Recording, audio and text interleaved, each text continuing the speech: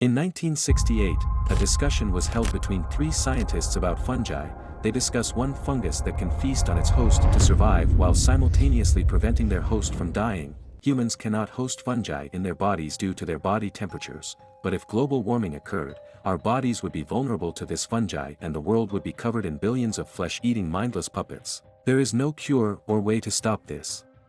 A man named Joel eats breakfast his daughter Sarah cooked for them, and they talk about normal everyday stuff. She is responsible, kind and caring. She grabs her dad's old watch and some money to have it fixed at a pawn shop after school. While there, the shop owner remarks that all day there's been police, fire trucks and ambulances flying by. Sarah does her homework at the neighbor's house and fails to notice what's happening to the old lady, but the dog does. In the couple of steps it takes to get home, military jets fly overhead. She returns her dad's fixed watch to him as a birthday present, even though she used his money to fix it. Sarah wakes up after 2 a.m. to all kinds of lights and loud noises outside the house. She tries to return the neighbor's dog, but something just isn't right. She looks inside the open house and finds blood, then an injured person begging for help, and another being eaten by Mrs. Adler. Her dad and Uncle Tommy arrive to get her out of the neighborhood and they talk about what's happening. Radios and phones don't work, so they can only go by what they've heard, which is that this is some kind of parasite. They pass by a family in need and start driving through the field alongside the highway because of the traffic. Sarah wonders if they're already sick and this is happening everywhere. They drive through crowds of panicking people as planes fly overhead and crash to the ground. Below, their truck flips and Sarah's ankle is broken. Tommy tells Joel to get his daughter out of there, and he'll meet them at the river. They escape a fast and furious zombie when it's shot down by a soldier. He reports his finding of 2 civilians, 1 injured, and he's ordered to execute them. He fires, but Joel leaps out of the way. Before the soldier can kill him, Tommy appears and kills him from behind. However, it's too late for Sarah. 20 years later, a child finds the hideout created by survivors. The hideout is no better or different than a prison. Symptoms of the sickness are well known now, and they have scanners to detect the infection. The infection scan is positive, so the officer comforts the child with thoughts of food and toys as the lethal injection is given. Joel picks his job assignment for the next day, the sewage one that pays more, and lawbreakers are hung. Joel meets with one of the guards, who pays him a lot of credits, even though he says he'd rather just shoot him. They've made a deal for drugs in exchange for vehicle arrangements. The guard warns him to stay off the streets at night. He's been jumpy lately and it'd be easy to make a mistake. A man named Robert is interviewing Tess because a deal between them went wrong. He screwed up and he knows it, because his men beat Tess and he sold Joel's battery to someone else. Just as they agree to forget about it, the wall explodes. As she tries to find a safe place, a group of Fedra start firing at a Firefly sniper on the roof and more soldiers approach Tess. She surrenders, claiming she is not a Firefly. A girl is trapped in a small room and asked mind-numbing questions. She answers them the same way she did the days before, and yells in frustration. In this new world, they must communicate the old-fashioned way, and people wait in line to send loved ones messages. Joel brings the man cigarettes and asks if he's heard anything from Tommy at Cody Tower. Although he hasn't responded for 3 weeks, he tells Joel he believes he's fine. Joel isn't convinced, so he tells him to point out where the tower is on a map. The man argues that it isn't safe to go because there are slavers and raiders out there, but he just assured Joel that he believes his brother is fine, so he feels obligated to show him. Joel returns to his quarters and pulls out his secret items. He drinks and takes drugs as he plans the route he'll take. As he sleeps, Tess joins him in the bed, and when he wakes up, she's made him food. He is alarmed by her injuries. Because of the agreement they made to forget about it, she tells him it was teenagers that beat her, when it was actually Robert's men. Then she has to tell him that Robert sold the car battery to someone else. They decide they'll discreetly find out where Robert is making the trade and get the car battery no matter what it takes, so that they can go find Tommy. Marlene is in charge when she enters a room with 3 other people. Kim asks her why they keep blowing up meaningless Fedra targets all over the QZ, losing soldiers, and why she has a girl locked up in one of the rooms. All Marlene says is that she and everyone else doesn't need to know, they just need to follow orders. They are fighting against military dictatorship to restore democracy and freedom. She asks if they, the Fireflies, are winning anywhere against Fedra, and Kim responds by saying rebellion takes time. Marlene shows her where they've hit Fedra, and explains that she wants them as distracted as possible tonight because every Firefly is going to gather together and leave the QZ permanently. They're going to take the girl west. She presents a note from their radio tower guy in Salem. Joel and Tess bribe someone to tell them where Robert will be handing over the battery, and plan on ambushing them. Marlene returns the girl's belongings to her and says she owes her a thank you for convincing others to spare her life. It turns out that when she was just a baby, Marlene took her to Fedra so she'd be safe, even though they're fighting against them now. She tells her the name she gave her as a baby was Ellie. Marlene tells her she's coming with them tonight, and will serve a greater purpose than anyone could imagine. She tells her a secret that she cannot tell anyone else, or she will die. Joel and Tess venture through underground tunnels until they come to a blocked door, smell gunpowder, and see blood. Robert's second battery deal went horribly wrong. Not only that, he was trying to sell a dead battery. They find that Robert's other buyers were Marlene and the Fireflies. Marlene says that their use for it was more important than his, because Tommy is just one man. Joel claims that she turned Tommy against them, but they don't have time to talk because Fedra will be responding to the gunshots. Marlene tells Joel he needs to take Ellie with him. Everyone objects to the idea, but Marlene explains that a team of Fireflies will be waiting for Ellie at the old state house. Marlene offers them the truck, a good battery, guns, whatever they need to take her. Since she is shot and the Fireflies won't be able to leave discreetly anymore, they agree. Within the short time she is left alone, Ellie discovers and breaks Joel's radio codes for his drug smuggling. She wonders what 80s songs mean, but Joel refuses to tell her. He sleeps to pass the time after Ellie tells him his watch is broken. When he wakes up, she tricks him by saying that a song came on that said, "Wake me up before you go," and Joel drops his head in defeat. Ellie says she cracked his code, because she was only trying to figure out if an 80s song meant trouble. Tess returns and announces that it's time to go. They make it outside the walls and Ellie is impressed they've made it this far. They encounter the same guard Joel sold drugs to, but he isn't persuaded to let them go, not even for half off all his drugs. Ellie stabs him in an attempt to get away, but it backfires and Joel is about to be shot in the same way he was with his daughter 20 years ago. He decides it can't happen again, so he tackles him to the ground and punches his face until he's dead. The woman scans Ellie and determines that she may be infected. Ellie swears that if she really was, it would have killed her by now. They make their escape into forbidden territory. Jakarta, Indonesia on September 24, 2003. Ibu Ratna is picked up by military officials as she eats lunch at a diner. She is the professor of mycology at the University of Indonesia. They arrive at a lab, where she is asked to take a look at a specimen in a microscope. She knows exactly what it is, but when he tells her the sample came from a human, she says that cordyceps cannot survive in humans.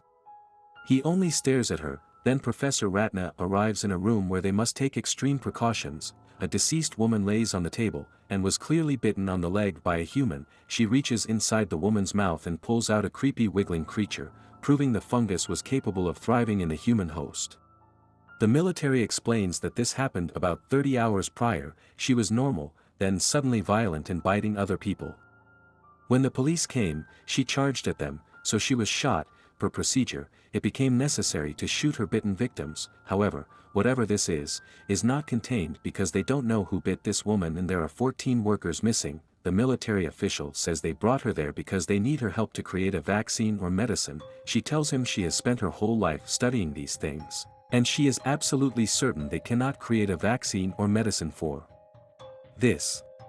He asks what they can do, and she only pauses a moment before telling him to bomb the entire city and everyone in it. Then she starts crying and asks to go home, so she can spend the time she has left with her family. Ellie wakes up in a little patch of grass and notices Joel and Tess staring at her. Upon request, she shows them her arm. She swears she's not infected, pointing out that it's not getting any worse. She says she was locked up by Marlene instead of killed, to be tested each day to see if she got worse or turned into a monster. Tess says she made it through the night, but Joel doesn't think she has any hope or life ahead of her. Ellie has much better food than them, and Tess starts questioning her about just how valuable and special she is. Against Marlene's wishes, she tells them there's a Firefly base that's working on a cure, and whatever is happening to her could be the key to it. Joel doesn't believe it, and claims they've heard this 1,000 times before. Tess insists they finish the job so that either way they can get what they need to find Tommy. Joel agrees hesitantly and Ellie pretends for a second to be infected. They continue on their journey. They point out a giant hole in the ground and Tess explains how they bombed most of the big cities like that in hopes of containing the spread, but it didn't help. Tess asks how Ellie got bit in the first place, and she says she snuck into the locked-up mall in the QZ. Tess says she's got balls for a 14-year-old, and she says thanks. Ellie admits that she's an orphan, and thought the city would be way more swarmed and dangerous than what they've seen. She said everyone would talk about exploding fungus and crowds of infected that can see in the dark, but Joel just says that people like to exaggerate. They hear a disturbing scream in the distance. Ellie also admits that she can't swim, but it turns out it isn't that deep. She starts playing hotel bellhop and guest, accidentally scaring herself with a skeleton. They get to the 10th floor and Tess climbs through a blockage to find another way. Joel compliments Ellie's knife, and she says she learned how to flip it at the circus. She starts asking him personal questions, but he doesn't want to answer. She asks how long the infected last, and Joel says month or two, but some have been roaming around for 20 years. He says he's killed lots of them, and admits that it was hard sometimes. Tess returns, and shows them a horde of infected, explaining to Ellie that they're all connected by the fungus. You may step on fungus in one place and alert infected miles away. Tess says that even if she's immune to the sickness, she could still be ripped apart, and urges her to stay close to them and be careful. They arrive at a place they must cut through to reach the rendezvous. Since the fungus is bone dry, Joel believes they could all be dead inside. They find the body of a man who's more recently deceased, and Ellie swears his injuries aren't consistent with the infection. As they climb the stairs, the building shakes and the fungus becomes more prevalent. Ellie makes a noise, but everything still seems okay. They enter a room and the building shakes again, collapsing the ceiling in the hallway. They hear an infected making guttural noises, and hold their guns on him. They hear another one, and stand up against a glass case as Joel mouths that they can't see, but they can hear. One gets too close for comfort, alerted of their presence, so Joel shoots it and tells them to run. They split up, and Joel manages to reload his gun silently. He reunites with Ellie and they crawl away from it as quietly as possible, but Joel steps on glass. It leaps on top of him. After a struggle, he shoots it dead, and does the same with the second one as well. After the threats are eliminated, Ellie reveals that she's been bit again, and says if it was gonna happen to one of them, they were lucky it was her. They're determined to keep moving so they can get there before the sun sets. Joel is perplexed that Ellie still hasn't turned into a monster. Finding the truck empty, they follow the trail of blood inside the building and discover all the people they were meant to meet, dead. Tess starts searching for a map, asking Ellie where Marlene said she was going to take her, but all Ellie knows is that it was west. Joel says they should go home, but Tess says that's not home. She announces that she's staying there, not going back. And Ellie figures she's infected. Tess shows them her bite. They compare their wounds, and Tess insists that Ellie is the real deal. She tells Joel he needs to get her to Bill and Frank's and set everything right. The fungus starts moving when Joel kills one of the dead, and it awakens several infected all around the area. Following Tessa's request, Joel grabs Ellie and leaves. Tessa's lighter fails, allowing lots of infected to run after Joel and Ellie. But as an infected shares the creepy-legged creature with her, the lighter works and she drops it, causing an explosion that kills her and the dead. Joel walks away, refusing to let the reality of what just happened sink in. 10 miles west of Boston, Ellie comments that she's never been in the woods before, and there's more bugs than she thought. She says that Tess and him made a choice to go on this trip in exchange for a truck battery, so she doesn't want to be blamed for something that isn't her fault. They have a 4-hour hike ahead of them. Ellie asks if Bill and Frank are nice, and Joel says Frank is. They talk about the scar on his head, and he says the guy missed. But so did he. And it happens more often than she'd think. He admits that he sucks at shooting in general. So Ellie asks once again if she can have a gun, but he says no. Joel makes a stop to grab some old supplies he stashed away, and Ellie sees an arcade game that makes her geek out about the idea of even playing a video game. While Joel zones in on where he left the stuff, Ellie asks if there's anything bad in the building, and he says just here. Ellie fake laughs and moves stuff off of a latch on the floor. She enters the basement and finds tampons before hearing an infected trapped in a pile of cement. She cuts his skin before stabbing him in the head. Joel returns a gun back into the floor as Ellie reappears and asks if she can keep it. He says no. It's useless because the ammo for it is hard to find. As they walk, Ellie asks about Outbreak Day, how everything went from normal everyday life to total hell. She asks who the first person was that was bitten or infected. and if it was a monkey. And Joel says no one knows for sure, but somehow the fungus mutated and it got into something like sugar or flour. The product was distributed around the world, and people started consuming it on September 26, 2003. By the next Monday, everything was gone. Ellie thanks him and says it makes more sense than monkeys. They approach something Joel says he doesn't want Ellie to see, but she insists she has to see it now. She lays eyes on several skulls and bones. A week after Outbreak Day, soldiers went through the countryside and told people they were going to Accusey. Many of them did, but sometimes there wasn't enough room, so this is where they were killed. These people weren't sick. She asks why they couldn't just leave them alone, and he says dead people can't get infected. 2003, a man watches soldiers enter his home by a security camera, but he is in a hidden sub-basement, so they don't find him. People are hauled away to be killed. He emerges and checks his surroundings. The neighborhood is silent and empty. He hooks up his boat and breaks into a gas station and a supply store. The power goes out faster than he expected. He breaks into the gas plant to turn on the gas line for his house. He powers on his generator, chops wood, plants a garden, owns chickens, and butchers his beef. He puts together a perfect meal, and as he eats, he's alerted to a motion detector. His trap kills it easily. 4 years later, 2007, he enters an electric gate to his private development. As he works, an alarm sounds. He goes to check a hole in the ground when he hears a man call out that he's not infected. He swears he's only trying to get to Boston, from the Baltimore QZ that no longer exists. He gives him a ladder and uses a scanner to see if he's telling the truth. The man asks how he got a scanner, but he doesn't answer.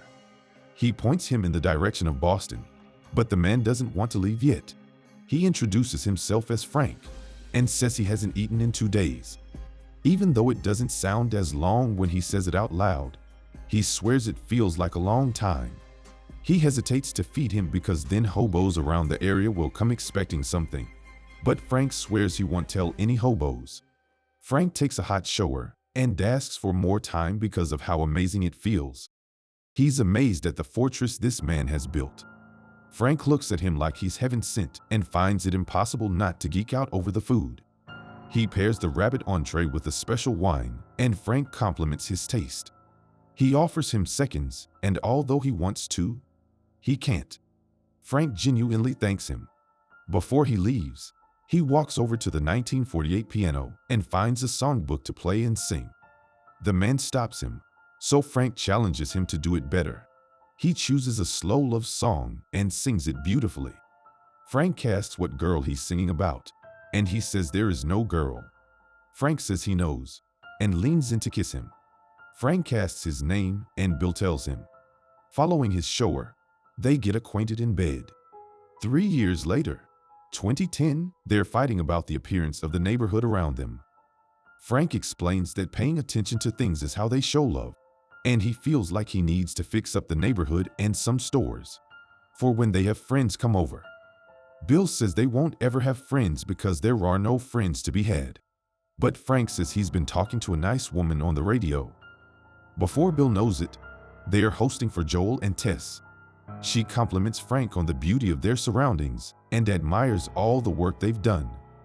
Frank assures her they will be working together, making trades and keeping in contact from now on. They go inside so he can show her something, despite Bill and Joel's objections. Joel says he understands he's nervous to have people in their safe place, but assures him they are just two honest people trying to get by. Joel says they have books, medicine, and machine parts back at the FEDRA camp. He says they can help each other, but Bill says he doesn't want them complicating their lives because they're self-sufficient and have a good thing going. Joel points out that the wire on his electric fence is already starting to corrode, and he could get him 10 spools of high-tensile aluminum to replace it. That would last the rest of their lives. Frank gives Tess items for trade and talks with her about the radio code they'll use. Joel warns Bill that soon, raiders will come at night and they'll be capable of getting past his traps. Another 3 years later, 2013, after a jog, Frank surprises Bill with a strawberry patch. He traded Joel and Tess a small gun for a packet of seeds. Bill apologizes for getting old faster than him, but Frank says it's good he's getting older because it means they're still there. Bill admits that he was never afraid before Frank showed up. Frank wakes up in the middle of the night to raiders breaking into their compound and triggering their traps. Bill is already outside shooting at them. When he hears Frank, he turns to tell him to get back inside, and in that moment, he is shot. Once inside, Bill tells Frank to call Joel because he can't be there alone. Frank says he isn't alone while he fixes up Bill's wound. He doesn't notice when Bill stops talking. 10 years later, 2023, Bill brings Frank back inside the house in his wheelchair. Frank paints while Bill waters the plants. At dinner, Bill reminds him to take his pills. He helps him to bed and kisses his forehead goodnight. The next morning, Frank is sitting in his chair already and tells Bill he won't get back into bed because today is his last day. He says he's already made up his mind and asks Bill to give him just one more great day. He tells him he wants him to take him to the boutique, get dressed up, marry him, and have an amazing dinner with all his pills crushed up in his wine. This way, he can simply fall asleep in his arms. Bill does everything for him, just as he asked. Seeing the way Bill drinks his wine tells Frank that the whole bottle of wine was drugged. Bill assures him he's happy, satisfied, and has lived a wonderful life with him. Joel knows something is wrong when the flowers are dead and the front door simply opens. A blanket of dust lays over the remnants of their last supper. Ellie finds a letter and key from Bill that explains they are both dead. It asks them not to go into the bedroom and that he's welcome to have any of their supplies. Bill tells Joel that although he didn't like him very much, they both had a job to protect the ones they loved in a world where many people weren't worth saving. The letter encourages him to keep Tess safe, and Joel nearly breaks down. He starts charging a battery and tells Ellie their plan is to get to Wyoming and find his brother, who is also a firefly, in the hopes he's alive and can tell them where people are working on the vaccine. Since Ellie's coming with him, Joel gives her rules. They won't talk about their pasts or Tess, ever. She won't tell anyone about her condition or that she's been bit because anyone who sees it would shoot her without thinking. Lastly, anything he says goes. They each show her, and while Ellie waits for Joel, she explores the house and discovers a secret gun that she puts in her backpack. Sitting in a vehicle, seat belts and cassette tapes are completely new to Ellie. Listening to music at all is a luxury they didn't expect. Ellie practices shooting in the mirror and figures out how the gun works. Since the gas is very diluted, they must stop several times a day to get more. Joel tells her about back in the day, when they could drive 10 to 12 hours on a single tank, and anyone could pretty much go anywhere. She asks where he went, and he says pretty much nowhere. He tries to explain how a siphon works, but Ellie stops him, saying he doesn't know. She shows him a book of puns and reads him such classics as, "What does a mermaid wear to mud class?" and algebra. Joel is not amused, and they get back on the road. Ellie hands him an old tape to play. She finds a men's magazine and makes some uncomfortable jokes for Joel before throwing it out the window. After driving a long time, they cut into the woods and Joel makes them dinner, which is 20-year-old Chef Boyardee ravioli. It's exceptional. Joel says if he drives all day tomorrow, they'll be in Wyoming the morning after. Ellie asks if they can start a fire, and Joel says no, not because it could alert the infected, but because it could alert ill-intended people. Just before they fall asleep, Ellie asks Joel a serious question, which is, why did the Scarecrow get an award? To which Joel answers, because he was outstanding in his field. Ellie geeks out that he knew the answer, and Joel just smiles a little. While they drive, it's apparent they have at least 25 hours ahead of them. Ellie asks for the story behind Tommy, and why he isn't with him now. Tommy enlisted in the Army right out of high school. A few months after he was sent to Desert Storm, he realized that being in the Army didn't make him feel like a hero, as he expected. 12 years later, when the outbreak happens, They head to Boston with a group of survivors. That's where he met Tess, and Tommy met Marlene. She convinced him to join the Fireflies, what Joel claims to be a delusional pipe dream. Last he heard, Tommy quit the Fireflies too, which makes him worry he's out there alone now. Joel tells her she should get some sleep, and the next thing she knows, she's waking up to a block in the road. They're in Kansas City, but Ellie is confused when it comes to reading the map. They discover an abandoned and open QZ, and an injured man appears begging for help. As they drive away, another man drops an air conditioner on their windshield, and they drive over spike strips. Joel tells Ellie to climb into a hole in the wall, and when she does, while Joel engages in a shootout, he takes one guy down, and the other isn't happy about it. Before he can discover Ellie, Joel shoots him, but another appears and tells him he's going to die for what he did. Ellie appears behind him and shoots him in the back. He can't move his legs, and he begs them to spare his life and take him back to his mom. He offers to become trade partners, but it's too late for negotiations. They venture out into the dilapidated city without their blue truck. Others have already begun the search for their friends. Elsewhere, an older man is being interrogated by a woman who asks him the location of several people, and even though he says he doesn't know, she claims he at least knows where Henry is. Then she mentions her brother that was killed, and he apologizes for her being wronged. He begs her for this to stop, but she only mocks him, saying he only wants it to stop because he's the one in the cell now, when he was safe and protected, ratting on his neighbors to FEDRA. The killing was okay. He said he had a gun pointed to his head, so Kathleen obliges him. She wants answers about where Henry is, the one who turned in her brother. The old man reminds her that he's the one who delivered her and held her in his hands as an infant. She knows he knows Henry's location somewhere within the city. Just after he says he doesn't believe she would kill their only doctor, a horn beeps outside. Kathleen is presented with the fallen victims and finds out a doctor wouldn't even be able to help. So in her frustration, returns to the man and kills him. She blames Henry for their losses, demanding that everyone seek and find him and the intruders that left the well-supplied blue truck behind. Joel and Ellie are sitting in an old store, but know it's only a matter of time before these survivors enter the building. They talk about the man that Ellie shot, and it's clear that Joel feels terrible she was put in that situation. He apologizes to her because he feels like he failed, and Ellie only cries slightly, telling him it wasn't the first time she had to shoot someone. Joel decides to teach her the proper way to hold a gun.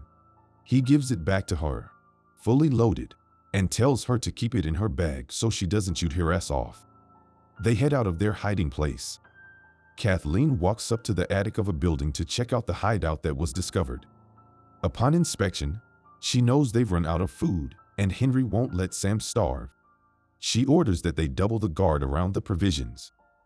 Then her right-hand man, Perry, leads her to another place, where the ground is crushed and something is making it move. Kathleen says they should wait to tell anyone about it, and orders they seal off the building. They can only deal with one problem at a time. Ellie and Joel get inside a building and start climbing up flights of stairs as far as they can make it. Ellie asks how he knew the injured man was part of an ambush, so Joel confesses he's been on both sides of it, doing what he needed to do with Tess and the others to survive. Ellie asks if he killed innocent people. Following his silence, he only urges her to keep moving. They made it up 33 floors. She tells him to get his lazy ass up, and he reminds her he's 56 years old. He breaks glass up all over the carpet to where they're staying, as a defense. Joel asks her what she meant when she said it wasn't her first time shooting someone. She says she doesn't want to talk about it. He tells her it isn't fair she's being forced to face these things at such a young age, even though it doesn't get easier when you're older. Ellie admits she wasn't sure he'd be able to hear the glass crunching, because she's noticed he's got poor hearing out of his right ear. Joel says it's probably because of all the shooting he's had to do, and tells her if she wants to keep her hearing, she should stick to the knife. Before they fall asleep, Ellie says that diarrhea is actually hereditary because it runs in your genes. She gets a laugh and Jesus out of Joel. The next morning, Ellie wakes up Joel by yelling his name. They are each held at gunpoint by Henry and Sam. A flashback to Phaedra's takedown in Kansas City shows a grisly sight. Kathleen sits down to shame the people that ratted on their neighbors in exchange for favors from FEDRA. She says none of them have to die. But before they start serving their time, she needs to know where Henry is. After she orders to have them killed, someone tells her that he's with Edelstein, in a hole he made somewhere in the city in case things went bad. Kathleen looks confused and says things have been going great, because now they are all free. She meets with others in the group and orders them to search door to door across the city until they find Henry or Edelstein. Perry objects, saying it would take a lot of manpower to do that, when all they really need to do is just wait until they come out. Kathleen says he is her #1 priority, and before she leaves, she says they aren't really putting those people on trial, and he can burn the bodies when they are done. Henry and Sam sneak into the building where Edelstein told them about the attic hideout. They figure they have enough food to last the 3 of them 11 days. Henry asks Sam to draw pictures to make the attic a little less ugly. When they are down to their last can of food, and Edelstein hasn't returned yet, Henry wakes up Sam to tell him he probably isn't coming back, and since they are out of food, they need to go. He believes they can make it on foot during a gap in their patrol. Sam asks if Edelstein was killed, and Henry admits that he probably was. They hug, and Henry gets the idea to paint Sam's face like a superhero. Just as they are about to leave, Henry witnesses the shootout between Joel and the ones searching for them. Later that night, they find Joel and Ellie asleep, and it's quickly apparent that Henry is not an aggressive or malicious person. He says he doesn't want to hurt them, and if he doesn't, they shouldn't hurt them either. Joel agrees, but his tone is so flat and serious. It worries Henry a little. He says he's going to trust them and signals Sam the same. Joel asks who they are, so he gives their names and admits they are the most wanted men in the city. They eat rations together, and Ellie says the food is courtesy of Bill and Frank, who are now deceased. After sharing a meal together, Joel says they should call it even and go their separate ways. Henry captures his attention by offering to show him a view of the city and the route out of there. Henry says he's not FEDRA, he's a collaborator. Joel says he doesn't work with rats, but Henry says today he should because he knows the city and he wants to help him get out of there. He needs Joel to help him fight if necessary, because he's never killed anyone before. Ellie makes Sam laugh with her book of puns. Henry discusses the route they'll take, which utilizes tunnels that go underneath the city and supposedly house hundreds of infected that were confined there years ago. Another rumor says that someone went down there to clear out a lot of them about 3 years ago. It's their only hope, so they begin their adventure. They come across a safe place with toys and things to do. Joel agrees to stay there a while and let them have some fun, while Ellie and Sam play soccer. Joel asks why they're so wanted right now. Henry admits there was a man, a great man, that was never afraid, always selfless, and people just wanted to follow him. However, Sam got sick with leukemia, and with just one drug that worked, there wasn't much left of it, and it belonged to FEDRA. Henry knew he'd have to do something big to get the help he needed from them, so he turned in the great man, the leader of the Kansas City resistance, Kathleen's brother. Henry says he feels like the bad guy for doing a bad guy thing, but Joel doesn't feel like he can blame him or call him a bad person for getting the medicine Sam needed to survive. Perry returns to Kathleen to tell her they haven't found any of the fugitives. Kathleen reminisces with him about when she was little, with her brother, how he made the room seem like an indestructible box that helped her to feel safe. She says that as her brother sat in FEDRA prison, he actually told her he wanted her to forgive everyone for what happened. She says that wouldn't have helped anything or anyone. Perry reminds her that although he was a great start to the resistance, she's the one that actually made it happen. As they walk, Henry is confident the route they took worked, and they start discussing whether or not they will join Joel and Ellie in their journey to Wyoming. Ellie says she already knows how Joel works, that at first, He says there's no way ever that something is happening. But after she asks another million times, he finally changes his mind. Suddenly, a sniper takes a shot at them. They take cover behind a car and Joel discovers where the shooter is standing. He tells the three of them to stay put so he can go get a better shot. Ellie lets him go after he asks her if she trusts him. Joel sneaks up behind the man and tells him to slide over his gun, but he refuses. Joel has no choice but to shoot him. He hears over the radio that enforcement is on the way. As Ellie and the boys run from oncoming trucks, Joel snipes the driver of one right behind Ellie. The dust from an explosion shields them just enough to take cover behind a car. But Kathleen is within hearing distance and starts speaking with Henry. She knows why he did what he did, but she asks him if he ever thought that maybe Sam was meant to die. She reminds him that kids die every day, but he sacrificed the life of a great leader that would have saved generations to come, all for the life of one child. Henry offers to go willingly, if she lets Ellie and Sam live, but Kathleen refuses because Ellie is with the man that killed Brian. Henry tells Ellie to get ready to run with Sam. Just before Kathleen shoots Henry in the head, the truck behind them sinks into the ground. They can hear the screaming howl of many just before hundreds of infected come pouring out. Chaos erupts with Joel at the high point, enabling him to cover Ellie long enough for her to take cover inside an SUV after a ginormous and bulletproof infected kills Perry. Ellie is forced out of the SUV and decides to go after Henry and Sam to help them get away, all while Joel covers them. Before they can escape, Kathleen stops the children, but she's killed when an infected leaps onto her. Once safe, Joel invites Henry and Sam to travel with him and Ellie to Wyoming. However, they're getting there. After Henry tells Sam to go to sleep, Sam stays up to have a conversation with Ellie on his writing board. Sam asks Ellie if the infected are still themselves on the inside, and reveals he's been bitten. Ellie shows him her healing bites, and says her blood is medicine. She cuts her hand and adds the blood to Sam's wound. She agrees to stay awake with him, and they embrace. When Ellie wakes up, she greets Sam, only to find he's become a monster. After Henry is forced to shoot his own brother, he cannot cope, and feels he has no choice but to shoot himself in the head. Joel buries their bodies, but before they head west, Ellie leaves one final note on Sam's writing board.